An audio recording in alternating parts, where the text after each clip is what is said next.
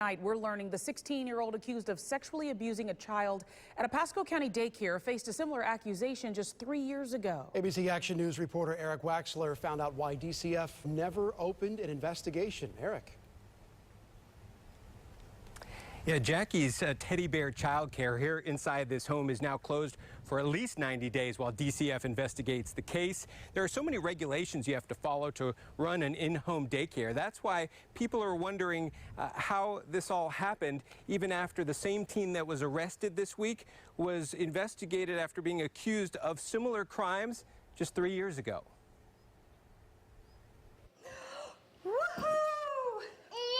For 24 years, Kendra Abolito has opened up her home to young children.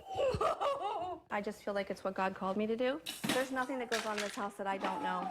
Her heaven-sent childcare in Trinity isn't far from the in-home daycare where deputies arrested the owner's 16-year-old son. They say he sexually abused a 3-year-old child several times. 3 other children here made similar allegations. Today, the Pasco Sheriff's Office released this report showing they notified DCF about a similar accusation against the same teen 3 years ago. DCF says at the time the report didn't meet their criteria to investigate because the boy was only 13. So how do parents know their kids will be safe when picking an in-home daycare? The first step is making sure, like Abolito, they are licensed with the DCF. You have to take classes, 30 hours.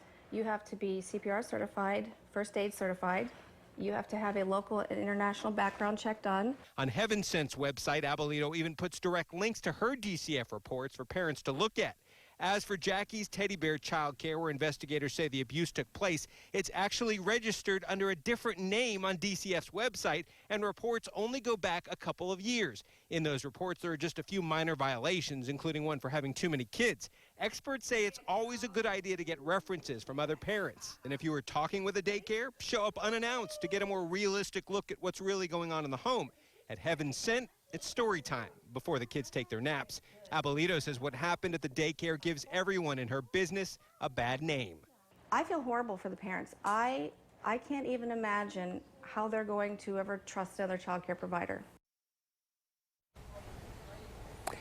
And the sheriff's office says in that case 3 years ago, they didn't have enough evidence to make an arrest, but they still say that DCF should have placed this in-home daycare under greater scrutiny because of those very disturbing allegations.